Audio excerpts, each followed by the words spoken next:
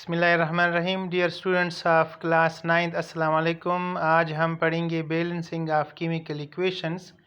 तो इसके लिए सबसे पहले जो उसूल है वो ये है कि the atoms on both sides of the chemical equation must be equal. ठीक है, यानी ऐसा होगा कि एक एलिमेंट के जितने एटम्स लेफ़्ट हैंड साइड पर होंगे, रिएक्टेंट के साइड पर होंगे, उतने ही एटम्स राइट साइड पर भी होंगे, यानी प्रोडक्ट्स के अंदर भी होंगे। ठीक है जी।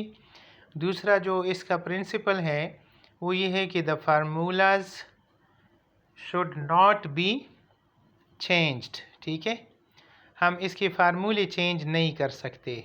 समझ आ गई।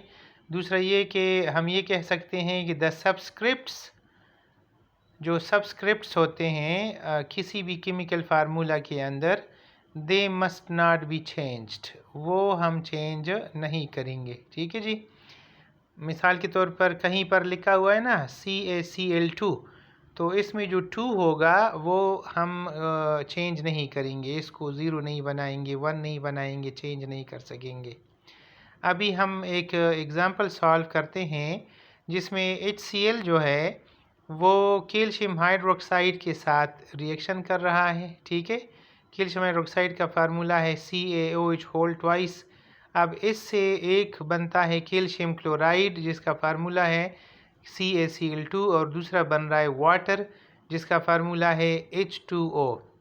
अभी हमने देखना है कि हाइड्रोजन के दोनों साइड पे कितने एटम्स हैं, क्लोरीन के कितने एटम्स हैं, कैल्शियम के कितने एटम्स हैं, और इसी तरह से ऑक्सीजन के कितने एटम्स हैं। ठीक है, हम इसको काउंट करेंगे तो यहाँ पर हमें एक हाइड्रोजन यहाँ नज़र आ रहा है, दूसरा जो है ना कैल्शियम हाइड्रोक्साइड के अंदर है, तो 3 हाइड्रोजन हो गए, जबकि इस तरफ H2O में सिर्फ 2 हाइड्रोजन्स हैं। ठीक हो गया।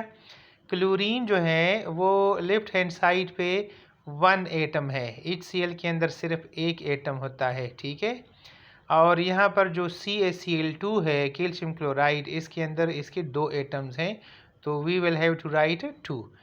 अब आप ले लें कैल्शियम। कैल्शियम जो है दोनों साइड पर 1 एटम है, इसमें जो है ना 1 एटम कैल्शियम का राइट पर है और कैल्शियम का लेफ़्ट पर भी है।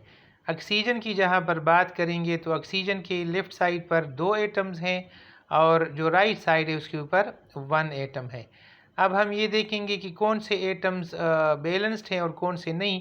तो कैल्शियम इसमें बैलेंस्ड है और बाकी बैलेंस नहीं है। अब हम क्या करेंगे, now to balance the number of chlorine on both sides we will have to write 2 before HCl। ठीक है, जो यहाँ फार्मूले के अंदर, इक्वेशन के अंदर HCl का फार्मूला लिखा है, यहाँ पर हम 2 लिख देंगे। ठीक है, 2 लिखने से क्लोरीन 2 हो जाएगा। मसलन हम लिख दें 2HCl plus calcium hydroxide CaOH whole twice is equal to CaCl2 and दूसरा जो है ना उसमें है H2O।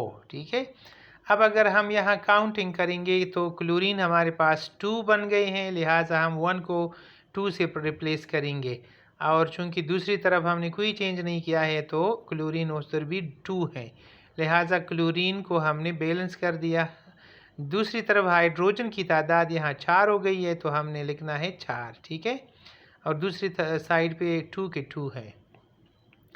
अब हम हाइड्रोजन को बैलेंस करेंगे, तो हाइड्रोजन को अगर बैलेंस करना हुआ तो इसके लिए हमें पता है कि लेफ़्ट साइड पर 4 हैं और राइट साइड पर 2 हैं, तो H2O के बिफोर हम 2 लिख देंगे, और जब 2 लिखा जाएगा तो 2H2O होने से हाइड्रोजन की तादाद 4 हो जाएगी। ठीक है, अभी हम लिखेंगे 2HCl plus CaOH whole twice, और इसके बाद है CaCl2 एंड साथ में है 2H2O। हम 2 वाटर के मालिक्यूल्स लिखेंगे। अब अगर हम काउंटिंग करेंगे तो 2H यहाँ पर है, 2H यहाँ पर है, 4 हो गए। इसी तरह 2H2 में 4 हाइड्रोजन है, तो इसको हम 4 करेंगे, इस तरह ये दोनों बैलेंस हो जाएंगे। क्लोरीन यहाँ पर 2 हैं। ठीक है, इधर भी क्लोरीन 2 हैं, तो हम यहाँ पर देख सकते हैं कि बराबर हैं। कैल्शियम यहाँ पर 1 है, इधर भी 1 है, तो दोनों साइडों पर कैल्शियम भी सेम तादाद में है। और ऑक्सीजन यहाँ पर 2 है, और अगर यहाँ देखें तो 2H2O में भी ऑक्सीजन की तादाद 2 के बराबर है। तो इसका मतलब ये हुआ कि चारों के चारों एटम्स जो हैं दोनों साइडों पर बराबर हैं। इस तरीके से हम कह सकते हैं कि हमारा इक्वेशन जो है अब बैलेंस्ड हो चुका है, ठीक है, क्योंकि हमने तमाम एटम्स को दोनों साइड पर इक्वल कर दिया है। तो hence the equation is now balanced, ठीक है, ये हमारा हो गया बैलेंस केमिकल इक्वेशन। तो कोई भी इक्वेशन आपने करना हो तो यही तरीका है कि तमाम एटम्स को आपने बराबर करना है। Thank you very much for watching this video. जज़ाकल्लाह।